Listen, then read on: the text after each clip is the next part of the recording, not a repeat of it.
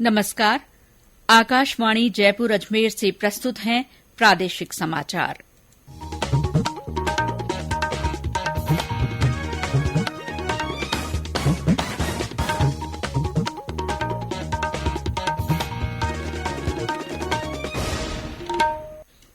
मुख्य समाचार। प्रधानमंत्री नरेंद्र मोदी ने गुजरात के गांधीनगर में विभिन्न परियोजनाओं की आधारशिला रखी और शुभारंभ किया। कहा, भारत दुनिया की सबसे बड़ी अर्थव्यवस्थाओं में से एक। प्रधानमंत्री ने बाघों की रक्षा के लिए सक्रिय रूप से काम कर रहे लोगों की सराहना की। पर्यावरण मंत्री भूपेंद्र यादव ने कहा, केंद्र सरकार बाघ अभयारण्यों के आसपास रहने वाले लोगों के कल्याण के प्रति संकल्पित। जोधपुर में अतिवृष्टि से प्रभावित क्षेत्रों से लोगों को सुरक्षित निकालने का काम जारी। शहर के कई इलाके अभी भी जलमग्न। राज्यपाल कलराज मिश्र ने कहा, संविधान पार्क युवा पीढ़ी में लोकतांत्रिक आस्था को मजबूत करने में सहायक सिद्ध होंगे। और रेल मंत्री अश्विनी वैष्णव 31 जुलाई को बड़ी सादड़ी से मावली रेलखंड के आमान परिवर्तन का उद्घाटन करेंगे।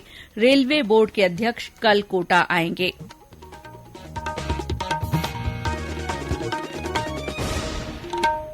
समाचारों के साथ मैं शीला चावला और अब समाचार विस्तार से। प्रधानमंत्री नरेंद्र मोदी ने आज गुजरात के गांधीनगर में विभिन्न परियोजनाओं की आधारशिला रखी और शुभारंभ किया।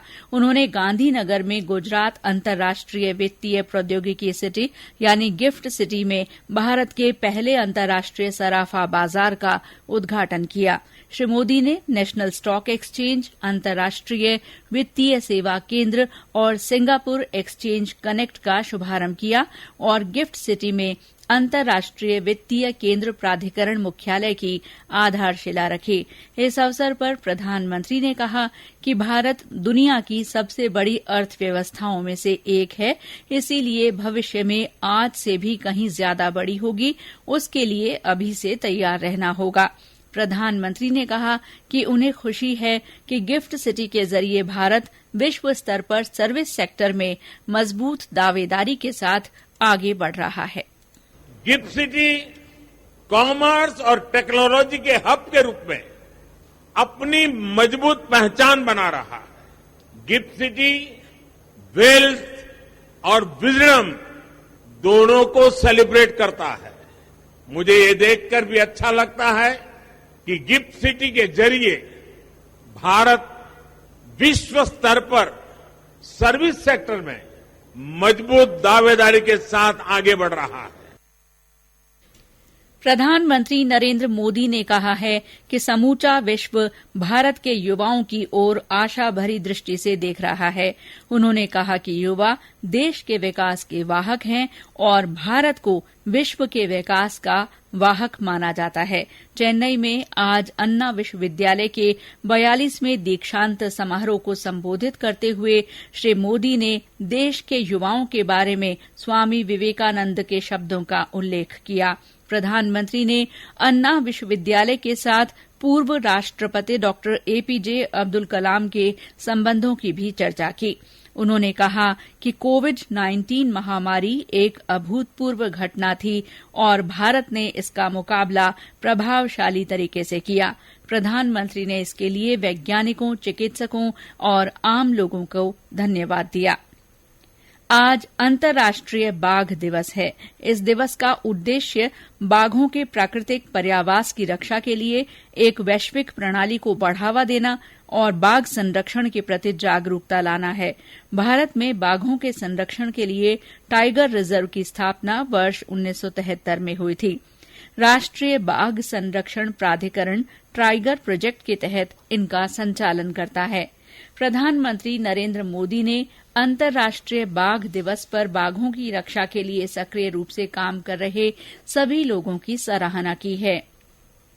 एक ट्वीट में श्री मोदी ने कहा कि बाघ संरक्षण में स्थानीय समुदायों को शामिल करने के लिए अभिनव उपाय किए जा रहे हैं। पर्यावरण, वन और जलवायु परिवर्तन मंत्री भूपेन्द्र यादव ने कहा कि 1973 में बाघ अभ्यारण्यों की संख्या 9 थी, उसे बढ़ाकर अब 52 कर दिया गया है। इसमें सबसे नया अभ्यारण्य बूंदी का रामगढ़ विषधारी अभ्यारण्य है। श्री यादव ने कहा कि केंद्र सरकार उन लोगों के कल्याण के प्रति संकल्पित है जो बाघ अभ्यारण्यों के आसपास रहते हैं। श्री यादव आज महाराष्ट्र में चंद्रपुर फॉरेस्ट अकादमी में वैश्विक बाघ दिवस समारोह में शामिल हुए। रामगढ़ विषधारी टाइगर रिजर्व बनने के बाद बूंदी में पहला टाइगर दिवस मनाया जा रहा है। रिजर्व में एक बाघ और बाघिन मौजूद हैं। रणथंभौर अभ्यारण्य के बफर जोन से एक और बाघिन रामगढ़ लाई जाएगी। इस मौके पर बूंदी में चित्रकला प्रतियोगिता आयोजित की गई। रणथंभौर बाघ अभ्यारण्य राज्य में सर्वाधिक बाघ वाला प्राकृतिक आवास है। यहां बाघों की लगातार बढ़ती संख्या के बाद करौली, सरिस्का, मुकुंदरा और बूंदी के रामगढ़ विषधारी अभ्यारण्य में यहां से बाघ भेजे गए हैं।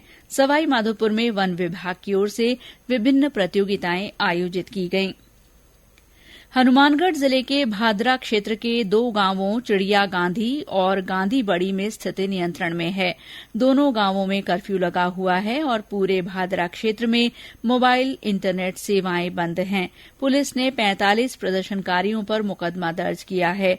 गौरतलब है कि चिड़िया गांधी गांव में 11 जुलाई को कथित गौकशी के मुद्दे पर ग्रामीण आक्रोशित हो गए थे। पास के गांधी बड़ी गांव में भी ग्रामीणों ने रोष जताया था। इस मामले में दोनों गांवों के लोगों के गांधी बड़ी के बस स्टैंड पर धरने को प्रशासन ने 26 जुलाई को समझाइश से खत्म करा दिया था, लेकिन अगले ही दिन ग्रामीण फिर से इकट्ठा हो गए और समझाइश के लिए मौके पर गए प्रशासन के लोगों पर ग्रामीणों ने पथराव कर दिया, जिसमें कुछ पुलिसकर्मियों को चोटें आईं। वहीं भारतीय जनता पार्टी के प्रतिनिधिमंडल ने प्रशासन को ज्ञापन देकर आंदोलनकारियों पर दर्ज मुकदमे वापस लेने की मांग की है। ये समाचार आकाशवाणी जयपुर अजमेर से प्रसारित किए जा रहे हैं। समाचार अभी और भी हैं, लेकिन पहले ये संदेश। अब हर घर की छत पर शान से फहरेगा तिरंगा, गुनगुनाए जाएंगे नव विकास के गीत। आन बान शान का प्रतीक राष्ट्रध्वज तिरंगा। आइए आजादी के अमृत महोत्सव के पावन अवसर पर इस स्वाधीनता दिवस हर घर फहराते हैं तिरंगा और लेते हैं भव्य और सशक्त भारत के निर्माण का संकल्प। आइए हर घर फहराएं तिरंगा। समाचारों में आपका फिर से स्वागत है। जोधपुर जिले में 4 दिनों से हो रही बारिश का दौर आज थम गया और धूप निकल आई। बारिश से जिले के ज्यादातर बांध और तालाब लबालब हो गए हैं। अतिवृष्टि के कारण जिले के लोहावट, ओसियां, तेवरी, बावड़ी, मंडोर, डांगियावास तहसीलों के करीब 40-45 गांवों में भारी नुकसान हुआ है। शहर की निचली बस्तियों में जल निकासी का काम अभी तक जारी है। कई इलाके अभी भी जलमग्न हैं। लोगों को सुरक्षित निकालने के लिए सेना और एनडीआरएफ की टीमें लगी हुई हैं। जोधपुर की Derby colony, new Rupnagar colony में अभी भी 4-5 फुट पानी भरा हुआ है। केंद्रीय जल शक्ति मंत्री गजेंद्र सिंह शेखावत ने आज दूसरे दिन भी प्रभावित क्षेत्रों का दौरा किया। इस बीच जोधपुर में आज भी सरकारी और निजी स्कूल बंद रहे। श्रीगंगानगर जिले में भी अच्छी बारिश हो रही है। शहर की अधिकांश गलियों में जल भराव हो गया है। निचले इलाकों में पानी घुसने से लोगों को परेशानी का सामना करना पड़ रहा है। पुरानी आबादी सबसे ज्यादा प्रभावित है। मौसम केंद्र जयपुर के निदेशक राधेश्याम शर्मा ने बताया कि आज से 2 अगस्त तक राज्य के अधिकांश जिलों में छुटपुट बारिश की संभावना है। अगले 4-5 दिनों तक राजस्थान में रेनफॉल एक्टिविटी में काफी कमी दर्ज होगी। केवल छुटपुट स्थानों पर हल्के से मध्यम दर्जे की बारिश होने की संभावना है। इसके अलावा यदि बात करें नेक्स्ट जो रेनफॉल स्पेल की 3-4 अगस्त को राजस्थान के ज्यादातर भागों में रेनफॉल एक्टिविटी का एक नया सिस्टम शुरू होगा। एक नया जो फ्रेश स्पेल ऑफ रेनफॉल है वो देखने को मिलेगा। तो कुल मिलाकर 2 अगस्त तक यानी अगले 4-5 दिन राजस्थान में केवल छुटपुट स्थानों पर लाइट रेन होने के चांसेज है और जो नेक्स्ट स्पेल है वो फर्स्ट वीक ऑफ अगस्त में देखने को मिलेगा। सवाईमाधोपुर जिले में अमरेश्वर महादेव मंदिर के कुंड में डूबने से आज 2 युवकों की मौत हो गई। जयपुर से गए ये दोनों युवक कुंड में नहाने उतरे थे। मौके पर पहुंची पुलिस ने गोताखोरों की मदद से दोनों युवकों के शव बाहर निकाल लिए।